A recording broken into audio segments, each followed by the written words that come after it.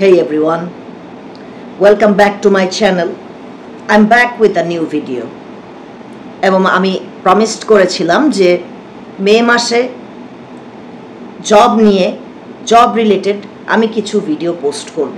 যেমনটা আমি video post করেছি প্রাইভেট জব নিয়ে। প্রাইভেট জবে যে সমস্ত নকরামি হয় সেগুলো নিয়ে আমি একটা ভিডিও পোস্ট করেছি। তো নাও আজকে আমার যে ভিডিওটা, সেই ভিডিওটা হবে একটা পার্টিকুলার জব সেক্টর নিয়ে, যে জব সেক্টরে আমি বেশ কয়েক বছর ছিলাম এবং এই জব সেক্টরে কি হয়, এই জব সেক্টরটার রেপুটেশনটা কি, এই জব সেক্টরের সাথে মেয়েদের কি সম্পর্ক, সেইটার বিস্তারিত আজকে আমি আপনাদের কাছে তুলে ধরব। সো উইদাউট ফার্দার এডু আমি বলে দিচ্ছি, আজকে আমি যে জব সেক্টরটা নিয়ে কথা বলবো, যে ইন্ডাস্ট্রিটা নিয়ে, সেটা হচ্ছে student consultancy sector. That's right, আজকে হলো আমাদের টপিক স্টুডেন্ট কনসালটেন্সি সেক্টর এবং এই সেক্টরের সাথে নারী এমপ্লয়ীদের, মেয়েদের সম্পর্কটা এবং সেখানে তাদের সাথে কি হয় সেটা নিয়ে। Out of concern for many girls who are in job sectors, particularly this evil sector consultancy firm, যার আরেকটা নাম হচ্ছে আদম ব্যবসা। এই কনসালটেন্সি ফার্ম ইন্ডাস্ট্রিতে আমি বেশ কয়েক বছর চাকরি করছি, আর সেই জন্যই আমি এই সেক্টরের ভিতরে মেয়েদের সাথে কি হয় সেটা নিয়ে কথা বলতে চাচ্ছি। তো আমি প্রথমে শুরু করি, কোন কারণে কনসালটেন্সি ফার্মগুলা মেয়ে এমপ্লয়ি, স্টুডেন্ট কাউন্সিলর হিসাবে বা ভিসা অ্যাপ্লিকেশন অফিসার হিসাবে অথবা কল দেয়ার কাজে কেন মেয়ে এমপ্লয়ীদেরকে, এই সমস্ত পোস্টে মেয়ে এমপ্লয়ীদেরকে খুঁজে। নাম্বার ওয়ান রিজন হচ্ছে কনসালটেন্সি ফার্ম যেগুলা হাতে গোনা আপনি 5-6টা ছাড়া বেশিরভাগ কনসালটেন্সি ফার্ম হচ্ছে 2 নাম্বারের উপরে চলে। As I have said, it's one of those most corrupt industries out there. এবং ওরা মেয়ে খোঁজে, মেয়ে এমপ্লয়ি কেন খোঁজে? কারণ এক, মেয়ে এমপ্লয়িরা বেকুব হয় ইন দ্য সেন্স যে একটা ছেলে এমপ্লয়ি দুনিয়াদারি সম্পর্কে যেই সম্পর্ক তথ্য, যেই বিষয় তথ্য যা আলোচনা করা সে কালেক্ট করে, একটা ছেলে এমপ্লয়ি, একটা ছেলে in general, I don't mean to be sexist, but here's the thing, is the truth. A guy in general is more সচেতন, conscious about the things he's gonna deal with or the things he deals with, whatever that is, then let's say your average girl. মেয়েরা আমাদের দেশে, they tend to dive into things without doing background check, without taking background information, without doing their homeworks. মেয়েরা করে কি, এত কিছু চিন্তা না করে জবের ভিতরে অ্যাপ্লাই করে দেয়। আর কনসালটেন্সি ফার্মগুলা মেয়েদেরকে টার্গেট করে কেন, মেয়ে এমপ্লয়ি কেন রাখতে চায়? কারণ তারা জানে মেয়েরা গাধা। মেয়েদেরকে অল্প বেতন দিয়ে কনসালটেন্সি ফার্মগুলো রাখে। মেয়েরা অধিকাংশ সময় দেখা যায় যে তাদেরকে যেই বেতনটাই অফার করা হচ্ছে, এটা যদি তার ন্যায্য বেতন নাও হয়, তাহলে যেহেতু তার নলেজ কম, যে সে জানে না মিনিমাম বাংলাদেশে একটা মানুষের ওয়েজ কতটুক, এটার একটা মিনিমাম একটা লিমিট আছে, ওইটা অনেক মেয়ে আছে জানে না। তো তাকে ধরেন কনসালটেন্সি ফার্ম অফার করলো 5,000 টাকা মাত্র, মেয়ে রাজি হয়ে যাবে, ঠিক আছে আমি কল দিব, সারাদিন আমি বসে 300-400 কল দিব 5,000 টাকার বিনিময়, আমাকে 8 ঘন্টা 10 ঘন্টা বসায় রাখবে, ঠিক আছে। কিন্তু একটা ছেলেকে আপনি ভুংচুং বেতন দিয়ে আপনি একটা পুরুষ এমপ্লয়িকে ক্যাপচার করতে পারবেন না। কারণ পুরুষ এমপ্লয়ি হয়তো আপনার সাথে স্যালারি নিয়ে ডিবেট করবে, হয়তো আপনার প্রস্তাবে রাজি হবে না যে এত অল্প বেতন আমি কাজ করব না, বা ওভার টাইম জব করলে আমি চাই আমার টাকা। কারণ ওই যে আমি বললাম না, যে মেয়েদের থেকে ছেলেরা কিছু ব্যাপারে আগে থেকে ব্যাকগ্রাউন্ড চেক করে। হ্যাঁ, অনেক মেয়ে আছে, বিশেষ করে ফ্রেশার যারা, আমি ফ্রেশারদের ক্ষেত্রে বলতেছি, যে তোমরা ব্যাকগ্রাউন্ড চেক না করে, তোমরা ইন্টারনেটে তো সব কিছুই অ্যাভেলেবেল, ইন্টারনেটে ইউটিউবে কয়েকটা ভিডিও না দেখে রিলেটেড সেক্টরে তোমরা সিভি ফেলিও না। তাই তোমাদের এক্সপ্লয়েট হবা কিভাবে? এই যে তোমাদের অল্প বেতন দিয়ে তোমাদের ঠকাবে। নাম্বার ওয়ান, তোমরা বেকুব, তোমাদের বুংচুং বুঝাবে। নাম্বার টু, তোমাদের অল্প বেতন দিয়ে রাখবে। একটা ছেলেকে প্রেফার করবে না কনসালটেন্সিতে, একটা মেয়েকে যত প্রেফার করবে, বিকজ একটা মেয়েকে দিয়ে অল্প বেতনে রেখে একই অ্যামাউন্ট অফ গাধার খাটনি খাটানোটা ইজি কম্পেয়ার টু আ গাই। ধরেন একটা মেয়েকে যদি 10,000 টাকা দিয়ে 8 ঘন্টা রাখে, এটা তার জন্য আন্ডার পেমেন্ট এবং এটা তার জন্য জুলুম, ঠিক আছে। সপ্তাহে 6 দিন 9 থেকে 10 ঘন্টা, মাত্র 10,000 টাকা স্যালারি, কথার কথা। আর একটা ছেলেকে কিন্তু এই 10,000 টাকা দিয়ে ডাক দিয়ে আনতে পারবে না, ঠিক আছে? আনলেও তাকে অ্যাটলিস্ট যে রিক্রুট করবে সে কিন্তু ওই পুরুষটাকে আগে থেকেই আপনার ওই ডিবেট করার বা ঝগড়া করার যাতে সুযোগ ওই পুরুষ এমপ্লয়িটা নতুন যে সিভি ফেলছে না পায়, সেজন্য সে করবে কি আগে থেকেই 3,000 টাকা 2,000 টাকা বাড়ায় রাখবে, বাড়াই বেতন দিয়ে ঢুকাবে। Get my point? সো মেয়েদেরকে এক্সপ্লয়েট করাটা ইজি, কারণ মেয়েরা তাদের যে ন্যায্য বেতন যেটা দরকার, যেটা স্যালারি স্ট্রাকচার, এ সমস্ত ব্যাকগ্রাউন্ড চেক না মারার কারণে তারা কিন্তু অনেক কিছুর ব্যাপারে অবগত থাকে না। কিন্তু ছেলেরা সাধারণত অবগত থাকে দেখে তাদেরকে এই কনসালটেন্সি ফার্মের মালিকেরা প্রেফার করে না টু হায়ার। আর যদি হায়ার করে তাহলে আপনি শিওর থাকেন যে ভিতরে ওই ছেলে এমপ্লয়টাকে হায়ারিং করছে, মেয়েটাকে ধরেন একটা মেয়েকে হায়ার করছে 12,000 টাকা দিয়ে, ছেলেটাকে একই পজিশনে যদি হায়ার করে থাকে তাহলে আপনি শিওর থাকেন ওই ছেলেকে হায়ার করবে অ্যাটলিস্ট 2,000 টাকা বেশি দিয়ে, কারণ জানে যে পুরুষ মানুষ নকরামি করবে, এক বেটা আরেক বেটার সাথে নকরামি করবে, তাই ও ঠান্ডা রাখার জন্য একটু বেতনটা বেশি দিবে। মাঝখান দিয়ে যেটা হলো সেটা হচ্ছে আপনি মেয়ে বলে আপনার জ্ঞানের অভাব থাকাতে আপনি মুরগি হয়ে গেলেন।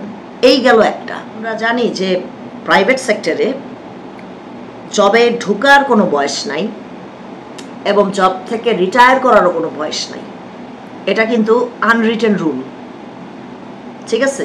আপনি 35-এও একটা সেক্টরে ঢুকতে পারবেন, আপনি 25-এও একটা সেক্টরে ঢুকতে পারবেন, যদি আপনার লাইফের ফ্লো যেমনই হোক, কিন্তু এটা আপনি পাবলিক সেক্টরে পারবেন না। পাবলিক সেক্টরে একটা ব্যারোমিটার থাকে।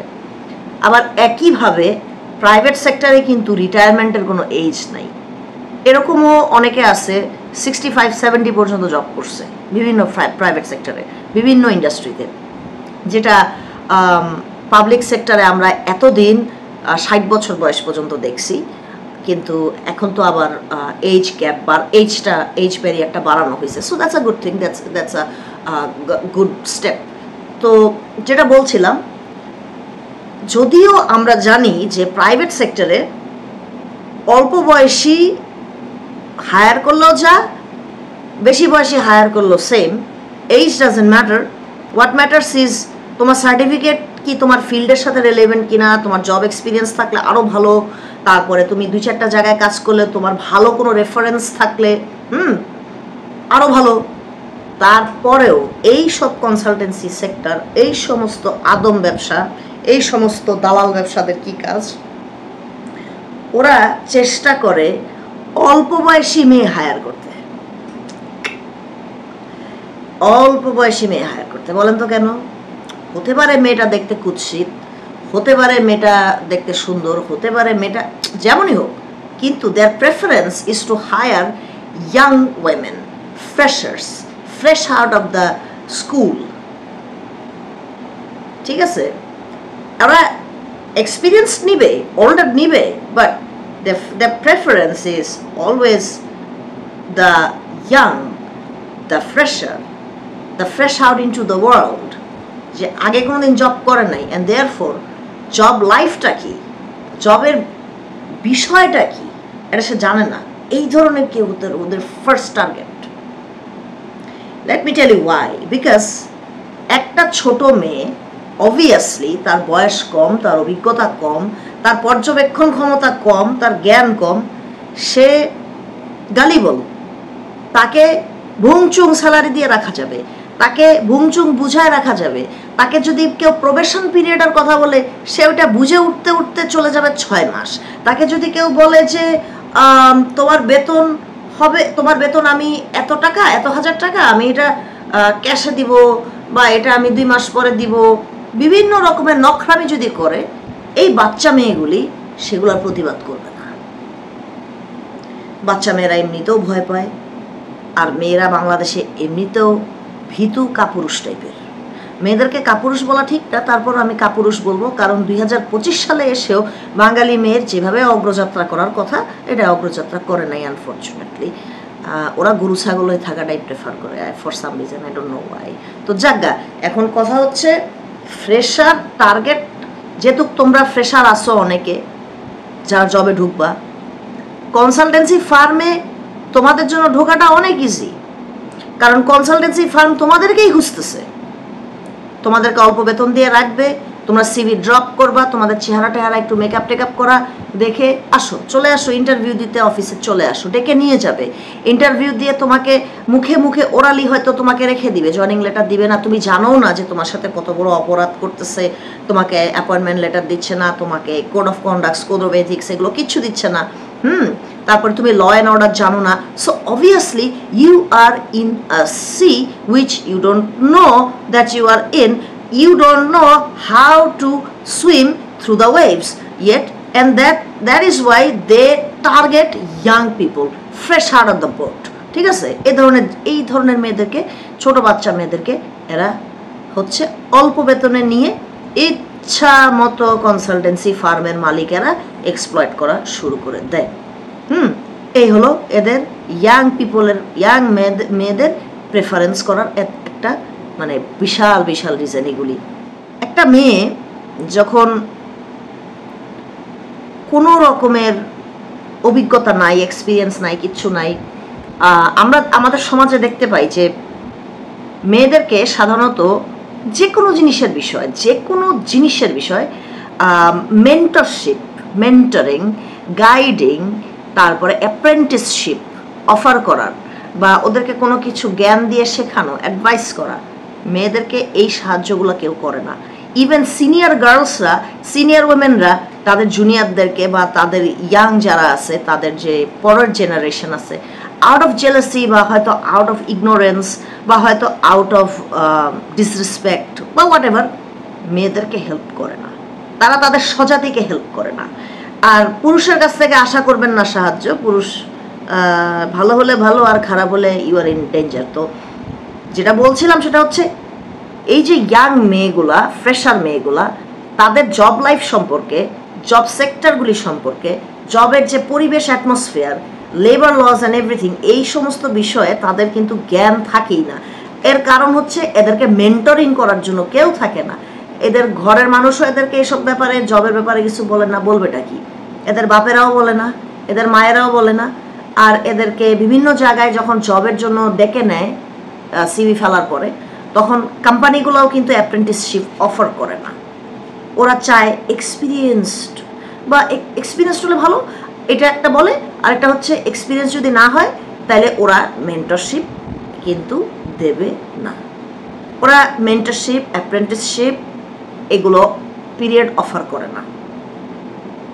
যে আপনি শিখতেছেন, আপনি যতদিন ধরে শিখবেন, লেটস সে একটা অ্যাপ্রেন্টিসশিপ কতদিন ধরে থাকে, যতদিন ধরে রাখা দরকার একটা অ্যামেচারকে বিল্ড আপ করে নেওয়ার জন্য, ততদিন ধরেন। কথার কথা 2 উইকস, 3 উইকস, 1 মাস ধরে নিলাম। তো অ্যাপ্রেন্টিসশিপগুলো কাজ করে কিভাবে? এই পিরিয়ডটাতে তোমাকে স্যালারি দেওয়া হবে না।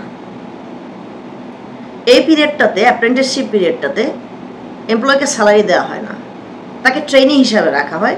সে কোনো প্রবেশনে নাই, কিন্তু সে আসে, ক্লাস করতেছে, শিখতেছে, যাতে করে তাকে কাজে নামানো যায় সামনে। আর এই অ্যাপ্রেন্টিসশিপ পিরিয়ডটাতে, লেটস সে ইটস 1 মান্থ, তাকে কোনো পেমেন্ট দেওয়া হবে না। এটারে বলে অ্যাপ্রেন্টিসশিপ। ঠিক আছে, একটা এমপ্লয়কে গড়ে নেয়া before putting the employee into the job. ঠিক আছে, আর যখন থেকে জবে রাখবে, অ্যাপ্রেন্টিসশিপ পিরিয়ড ওভার হয়ে যাওয়ার পরে, তখন থেকে তার স্যালারি কাউন্ট, স্যালারি দেয়া, জব শুরু হবে। সে প্রবেশনে রাখবে কি রাখবে না, তাকে দোজ ডিসিশনস কাম লেটার। কিন্তু আমাদের প্রবলেমটা হচ্ছে অ্যাপ্রেন্টিসশিপের বহুত অভাব, আর মেয়েদের ক্ষেত্রে একেবারে অ্যাপ্রেন্টিসশিপ বিষয়টা নাই। Nobody wants to help girls, nobody wants to help girls. So this is a very sad situation. এবং আমরা যদি আরেকটু ভালো করে দেখি যে ইন্টার্নশিপগুলো বিভিন্ন ইউনিভার্সিটিজ অফার করে, বিভিন্ন কলেজেস অফার করে, আবার বিভিন্ন কোম্পানিও অফার করে যে আমরা ইন্টার্নশিপ করাচ্ছি। ইন্টার্নশিপ করলে তোমরা আমাদের এখানে 2 মাস 3 মাস করলে তোমাদেরকে একটা ইন্টার্নশিপ পেমেন্ট দেওয়া হবে, একটা সার্টিফিকেট দেওয়া হবে যে অমুক অমুক খান থেকে করছে, এত হাজার টাকা, এবং সে এগুলা শিখছে। তো এই যে ইন্টার্নশিপ অফার করলেও কিন্তু অনেক নিউবি ফ্রেশাররাও কোম্পানি থেকে কিন্তু মানে অনেক কিছু শিখতে পারে, কিন্তু আনফর্চুনেটলি মানে খুব কম কোম্পানি আছে যারা আপনার অফার করে, ইন্টার্নশিপ অফার করে, করতেই চায় না। কেন? কারণ ইন্টার্নশিপ অফার করা মানে হচ্ছে আমি একজনকে ট্রেন আপ করলাম, ট্রেন আপ করার জন্য আমার তাকে একটু বেতন দেওয়া লাগবে after the internship period is over. এর জন্য এই হ্যাসেলটা নিতে চায় না, they want to save money. তাহলে আপনি আমাকে বলেন যে কিভাবে মেয়েরা মেন্টরিংটা নিবে, কিভাবে মেয়েরা জ্ঞানটা অর্জন করবে, তাই না? তো মেয়েদের জন্য থিংস আর ডিফিকাল্ট, আর fellow other girls they don't want to help, that's really sad. So এই ক্ষেত্রে আমি যেটা বলবো সেটা হচ্ছে be careful when you join a job. I hope my video will help you, whoever is listening out there. তোমরা যখন কোনো জব নিচ্ছ, learn on the job, and when you see what is going on, when you see the kind of work that is going on, যখন দেখবা কাজগুলা, তোমরা বাড়িতে যাও, বাড়িতে গিয়ে তোমরা ইন্টারনেটের হেল্প নাও। দ্যাটস রাইট, ইন্টারনেটের হেল্প নাও। কারণ কি, ইন্টারনেটে তুমি অনেক কিছু পাবা, অনেক ইনফরমেশন পাবা যেগুলো তোমাকে আলোকিত করবে।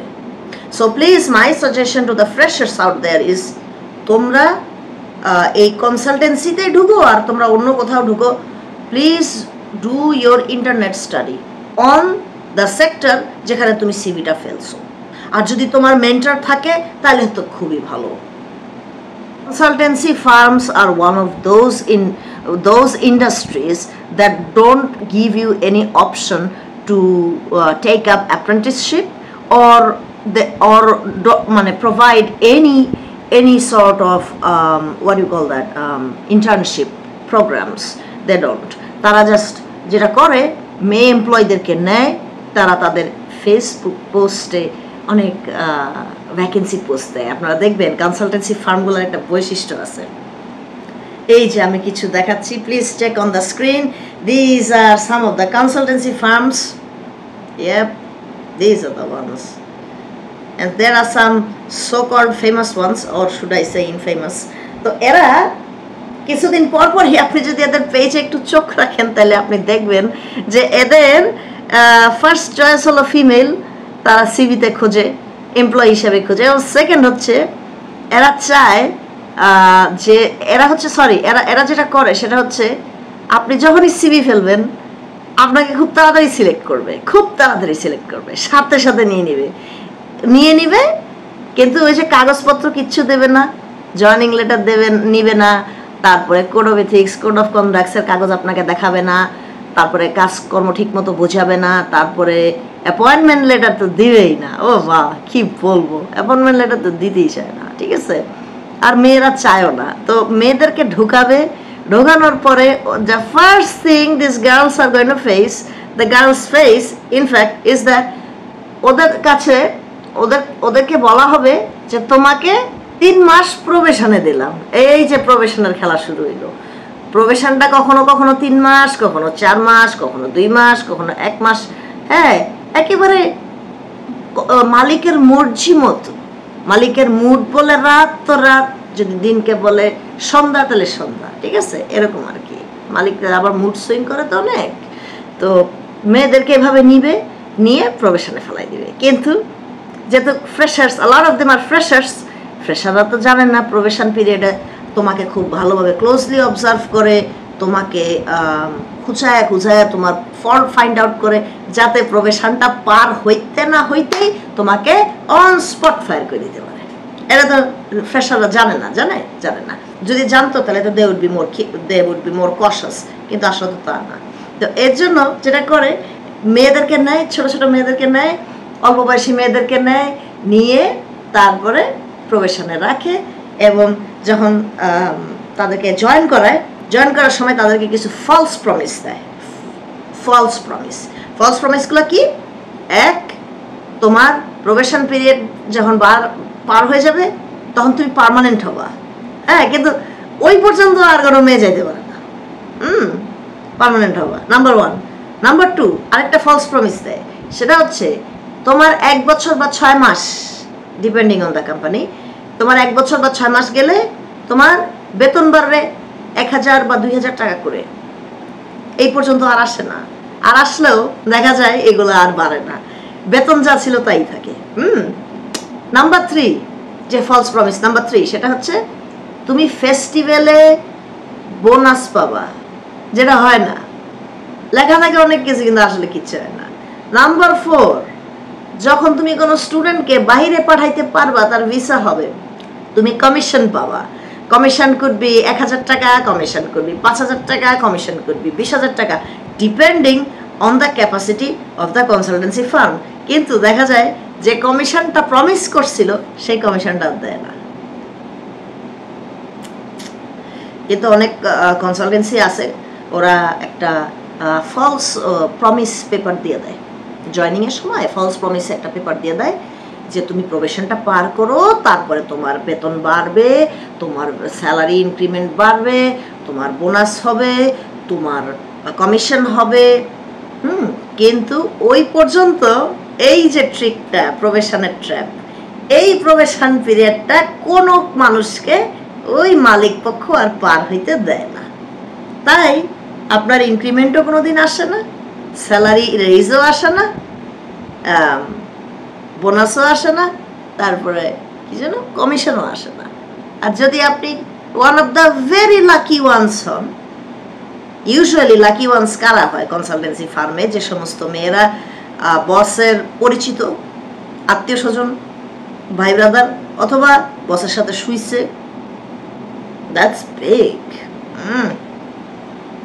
I say this to this, ঘৃণা করি আমি এই ধরনের জিনিসকে। বসের সাথে শুইছে, তার পার্মানেন্ট হয়ে গেছে চাকরি, তার যোগ্যতায় তার চাকরি পার্মানেন্ট হয়নি, বসের খাইশ পূরণ করছে, সেজন্য তার স্যালারি ইনক্রিমেন্ট বোনাস টোনাস মোটামুটি সে সব পাবে। বাট আর যদি নাও পায়, তার চাকরিটা পার্মানেন্ট হয়। এই যে অবস্থা, এই হচ্ছে কনসালটেন্সি ফার্মের অবস্থা। প্রবেশনে রাখবে, আর প্রবেশনের মধ্যে যদি আপনি নোংরা মন মানসিকতার মেয়ে হন, বস যদি আপনাকে নোংরা প্রস্তাব দেয়, আপনি বসের সাথে চলে গেলেন, আপনি হয়ে গেলেন বসের কাছে ভালো। আর আপনি যদি ভালো মানুষ হন, যে আমি কামলা দিব, কামলা খাটবো, কোম্পানির জন্য কামলা খাটবো, আমাকে আমার ন্যায্যটা দাও, কিন্তু আমি এই সমস্ত ডিলিংয়ে যাব না, এই সমস্ত শোয়াশুয়ির ডিলিংয়ে আমি যাব না, তাহলে আপনি বসের চোখে খারাপ। বুঝতে পারছেন? Yes, I am talking about sexual abuse, sexual harassment, যেটা কনসালটেন্সি ফার্মগুলোতে র্যাম্পেন্ট, এবং এগুলার কোনো প্রতিবাদ নাই। এগুলা সেক্সুয়াল হ্যারাসমেন্ট কেস, নারী নির্যাতন মামলা, মানহানির মামলা, এসব মামলায় করা যায়। কিন্তু মেয়েরা যে ওই পর্যন্ত যাবে না, এটা কনসালটেন্সি ফার্মের মালিকরা খুব ভালো করেই জানে, কারণ তারা জানে যে মেয়েরা বোকা, মেয়েদের বোকাতেরই সুযোগ, স্টুপিডিটিরই সুযোগ নেয় তারা। B careful when you work in consultancy firms. এই জিনিসটা কনসালটেন্সিতে অনেক হয়। সেটা হচ্ছে আপনি যতই কাজ করেন না কেন, আপনি যতই আপনার কাজ সাবমিট করেন না কেন, আপনাকে কিন্তু অ্যাকনলেজমেন্ট করবে না, আপনাকে অ্যাকনলেজ করবে না, আপনার কাজকে অ্যাকনলেজ করবে না।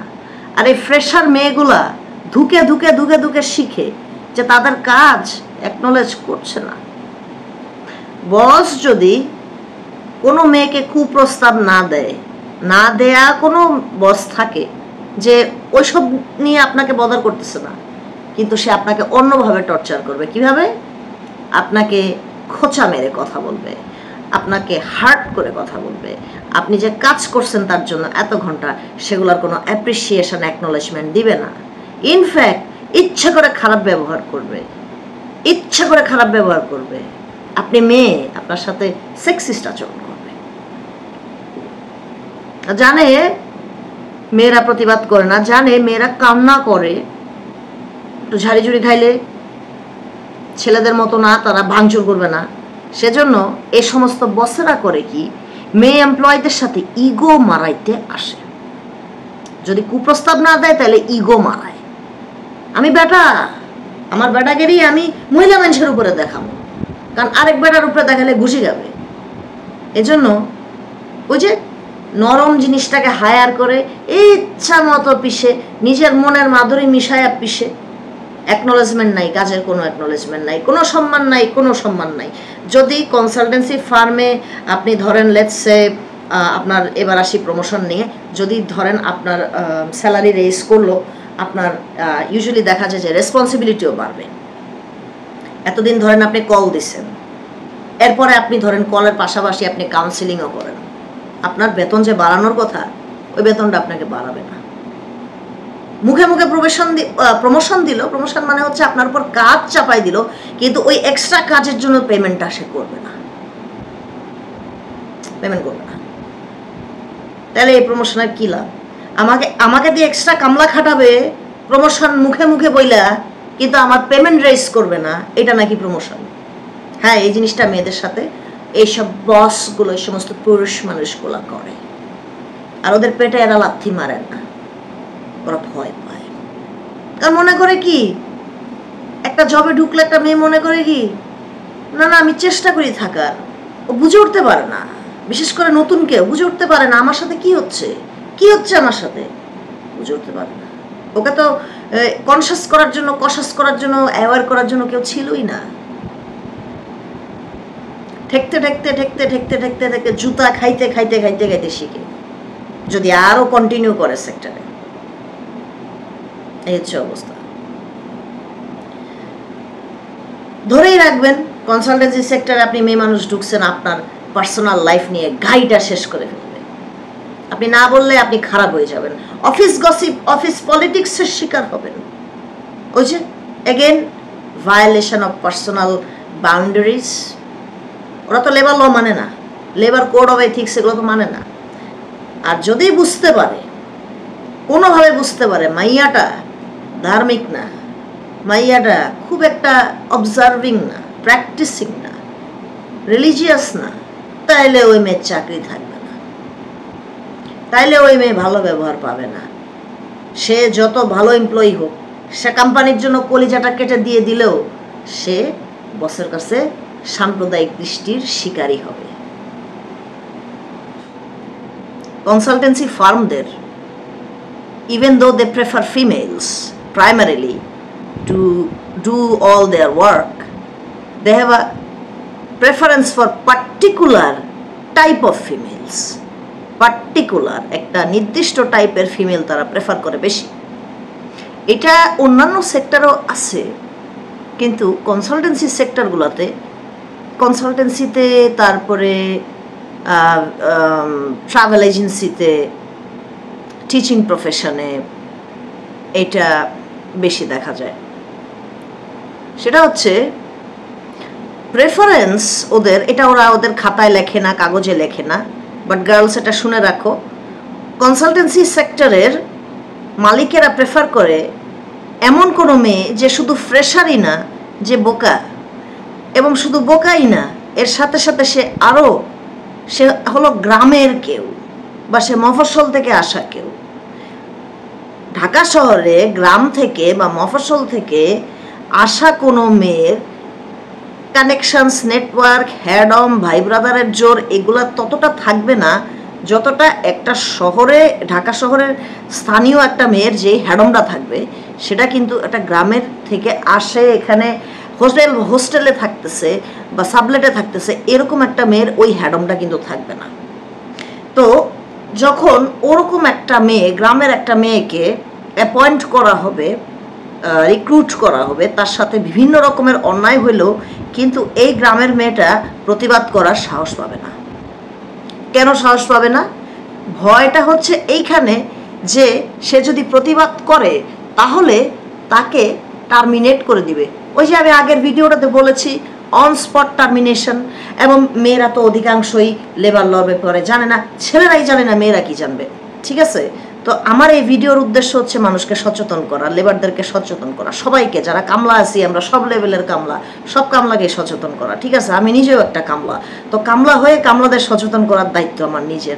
এই সেক্টরে আমি অনেক কিছু দেখছি, কনসালটেন্সি সেক্টরে, এর জন্যই ভিডিওটা আপনাদের মেয়েদের জন্য বিশেষ করে এই ভিডিওটা বানাচ্ছি। সো এই ধরনের মেয়েরা যাদের ফুটিং স্ট্রং না, যারা গ্রাম থেকে আসছে বা যারা মফস্বল থেকে আসছে এইখানে থাকে, এই ধরনের মেয়েদেরকে কনসালটেন্সিরা প্রেফার করে, এই ব্যাকগ্রাউন্ডের মেয়েদেরকে। কারণ তারা সব দিক দিয়ে দুর্বল থাকে, তাদের হ্যাডম থাকে না, তাদের সাথে অন্যায় হলে অন্যায় প্রতিবাদ তারা করবে না। অ্যাজ অপোজ টু সামওয়ান যার হ্যাডম আছে, যে ঢাকা শহরে থাকে, ঠিক আছে, একেবারে অফিস টফিস বন্ধ করে নিয়ে উড়ায় নিয়ে যাবে, এই ধরনের কাউকে তারা প্রেফার করে না মনে মনে, কিন্তু এটা তারা বলবে না, পেপারেও লেখা থাকবে না। লাস্টলি তারা দিস ইজ কন্ট্রোভার্সিয়াল, তো তারপরেও আমাকে বলতে হবে, কারণ মানব সেবার কল্যাণে এই ভিডিওটা বানানো, দেশের জনগণ সবাই তো সবার জন্যই আমি ভিডিওটা করতেছি, ভিডিওটা সবার জন্য। কনসালটেন্সিদের একটা প্রেফারেন্স হচ্ছে, যখন তারা ফিমেল হায়ার করে তখন তাদের প্রেফারেন্স হচ্ছে তারা হিজাবি চায়, অথবা এমন কাউকে চায় যে রিলিজিয়াস। ওই যে আমি বললাম না বৈষম্য, বলেছিলাম না সাম্প্রদায়িক আচরণ। সাম্প্রদায়িক আচরণ বলতে কিন্তু শুধু এটাই বোঝায় না যে আপনি এক ধর্মের অন্য ধর্মের কাউকে আপনি চাকরি দিচ্ছেন না, এটা না। সাম্প্রদায়িকতার মধ্যে কিন্তু এটাও পড়ে যে কেউ যদি অতি ধার্মিক না হয় বা কেউ যদি একেবারে ধার্মিক নাই হয়, তাহলে আপনি তার সাথে যা ইচ্ছা তাই আচরণ করবেন। যে ধার্মিক লোকটা একটা অধার্মিক লোকের সাথে বাজে আচরণ করে তার অবিশ্বাসের কারণে, সেই লোকটাও একটা সাম্প্রদায়িক বাস্টার্ড, একটা রিলিজিয়াস বিগেট, আর এটা একটা অফেন্স। তো যেটা বলছিলাম, কনসালটেন্সির মালিকগুলা কি চায়? ওরা চায় ধর্মভীরু, হিজাব পরা, নিকাব পরা, এই ধরনের মেয়েদেরকে ওরা রিক্রুট করতে চায়। অনেক জায়গায় আছে এরকম, কিন্তু ওরা এটা পেপারে কখনো লিখবে না। ওরা এই ধরনের মেয়েদেরকে রিক্রুট করে ওদেরকে দিয়ে কাজ করায়, ওদেরকে প্রমোশন দেয়, তারপরে ওদেরকে যা করতে বলে ওরা তাই করে, ওদেরকে নোংরা অফার দিলে ওরা নোংরা অফার অ্যাকসেপ্ট করে। কিন্তু কনসালটেন্সির মালিকেরা যদি এমন কোনো মেয়েকে ভুল করে, এমন কোনো মেয়েদেরকে ভুল করে চাকরি দিয়ে দেয় যে মেয়েটার মাথায় কিছু ঘিলু আছে, ফ্রেশার হলো মাথায় ঘিলু আছে, সহজে অন্যায় ধরে ফেলতে পারে, হ্যাঁ, তার সাথে যে সে মডার্ন হওয়াতে তাকে যে খোঁচা শুনতে হচ্ছে, বিচিং শুনতে হচ্ছে, এগুলো তো হওয়ার কথাই না অফিসে। তারপর বাংলাদেশে তো মানুষ তো অসভ্য, তাই না, বর্বর, অসভ্য, মূর্খ, ধর্মান্ধ। তো পলিটিক্সের শিকার হয়ে যায় যদি একটা মেয়ে স্মার্ট হয়, পলিটিক্সের শিকার হয়ে যায়, সেক্সুয়াল হ্যারাসমেন্টের শিকার হয়ে যায়, তারপরে বিভিন্ন রকমের রুড বিহেভিয়ার, বুলিংয়ের শিকার হয়ে যায় কনসালটেন্সিগুলোতে। মেয়েটা যদি স্মার্ট হয়, মেয়েটা যদি ইন্টেলিজেন্ট হয়, তার কাজকে অ্যাপ্রিসিয়েট করে না, এটা আরেকটা বলে রাখলাম। আর ওদিক দিয়ে যারা একটু ভীরু টাইপের, preferably out of town people, out of town girls with zero experience about the world, and also timid, shy, religious, hijabis, that is the target, that is the target recruitment of the consultancy firm owners, because consultancy firmer ওনাররা এদের background check করে যেটা জানে, এবং এটা সত্য যেটা হয়, এই ধরনের মেয়েরা টিমিড হয়, ভীতু হয়, লাজ লজ্জা সমাজের ভয়ে প্রতিবাদ করে না, অন্যায়ের বিরুদ্ধে প্রতিবাদ করে না, অন্যায়ের বিরুদ্ধে তারা মাথা চাড়া দিয়ে দাঁড়াইতে পারে না, দুই চারটা থাপ্পড় দিতে পারে না, সাহস এদের কম থাকে। এরা এদের মান সম্মান রক্ষা করার জন্য কুপ্রস্তাবেও রাজি হয়ে যায়, বা এদেরকে টাকা পয়সা দিয়ে বৈষম্য করলে, কাগজপত্র দিতে তড়িঘড়ি করলেও এরা সেগুলা বুঝে না, ঠিক আছে মেনে নেয়, ঠিক আছে সব কিছু মেনে নেয়। সো এইটা হচ্ছে একটা অলিখিত রুল কনসালটেন্সি ফার্মে রিক্রুটমেন্ট করার সময় কি ধরনের মেয়ে তারা চায়। ওরা ওদের ভ্যাকেন্সি পোস্টে লেখে we like experienced in this department, but freshers are also eligible to apply. কিন্তু এটা লিখবে না যে তারা ধার্মিক চায়, তারা মুসলিম চায়, তারা মুসলিমা চায়। এটা লিখবে না যে তোমরা খ্রিস্টানরা তোমরা এখানে সিভি দিও না, এটা কিন্তু লিখবে না। কিন্তু ওদের মাইন্ডসেট কিন্তু অনেকেরই এরকম। Dear people, ladies and gentleman, particularly women, এই ভিডিওটা তোমাদের জন্য। তোমরা যারা ঢাকা শহরে আসতেছো বা বড় বড় টাউনে যাচ্ছ, যেখানে কনসালটেন্সিতে তোমরা সিভি ফেলতেছো, জব করতেছো, তোমরা আমার ভিডিওর সাথে তোমাদের নিজেদের অভিজ্ঞতা নিশ্চয়ই মিলিয়ে দেখেছো, হয়ে গিয়েছে অনেক কিছু মিল। আমার উদ্দেশ্য মানুষকে সাহায্য করা, সেজন্য যদি আমার মরেও যেতে হয়, আমাকে দেশ ছাড়া হইতে হয়, আমি হতে রাজি আছি। কিন্তু আমি আমার যতটুকুই পারি, আমি আমার কাজ, আমার কথা, আমার ভিডিও, আমার কন্ট্রিবিউশন দিয়ে আমার সোসাইটিকে যতটুকু পারি আমার জায়গা থেকে, ছোট্ট ক্ষুদ্র একটা বালুকণা আমি সাহায্য করার চেষ্টা করি, মানুষকে, বাঙালিকে সাহায্য করার চেষ্টা করি। কারণ আমি আমার এই অসভ্য দেশটাকে একটু ভালো অবস্থায় দেখতে চাই সব দিক দিয়ে। যেহেতু কনসালটেন্সি ফার্মে চাকরি করছি, আমার অভিজ্ঞতা আছে বেশ, সব কিছু দেখে আমি এই ভিডিওটা আমাদের দেশের মেয়েদের জন্য তৈরি করলাম। তোমরা কনসালটেন্সি ফার্মে সিভি দেওয়ার বেলায় একবার ভেবেচিন্তে সিভি দিও। আশা করি তোমরা আমার ভিডিওতে দেখবা, আশা করি আমার ভিডিও তোমাদেরকে হেল্প করবে। তোমার সামনে আরও অনেক ভিডিও নিয়ে আসবো, ফিটনেসের ভিডিও নিয়ে আসবো, গল্প নিয়ে আসবো, টিপস অ্যান্ড ট্রিক্স নিয়ে আসবো। আনটিল দেন আমার সাথে থাকবেন সবাই। লাইক, শেয়ার, সাবস্ক্রাইব করতে ভুলবেন না। And this is Anika Ishmam from Kinetic Gym, Dhaka, signing off.